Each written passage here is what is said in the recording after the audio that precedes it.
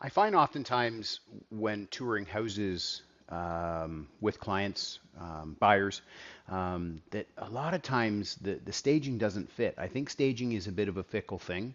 I am not a believer in let's get your house listed for sale, let's pull out all your furniture and let's put in stuff that's, contemporary or whatever the case, because that seems to be contemporary and modern seems to be really the way that a lot of stagers tend to go.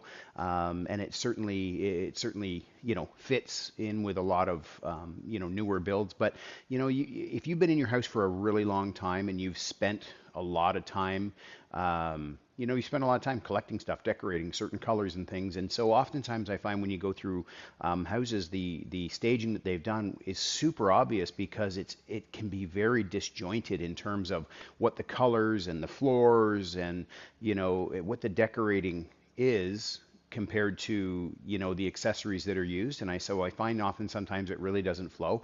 Again, I'm not a huge person that's in favor of that. I do have a stager as part of my perfectly plumb method, my 5-step process for getting your home sold. I do have a stager that goes in, but oftentimes it's declutter, it's get stuff off the counter, it's if you haven't used it in 30 or 60 days, get rid of it.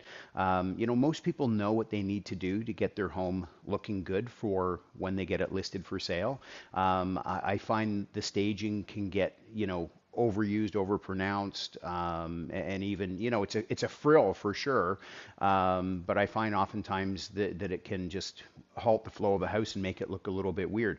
But I know in some cases it works. Certainly, if the house is vacant, if it's an investment property for say, and you might stage a couple rooms, that's a total other thing. But I'd like to know in the comments from you what you think when you've been touring homes, when you've been buying a house. Have you seen staging that really flows nice, and some do, or have you seen ones that are kind of a little bit funky and weird because they don't really match, the accessories they put in don't really match what else is there. So, and also, if you'd like a copy of my buyer seller checklist, feel free to shoot me a DM and I'll get that over to you.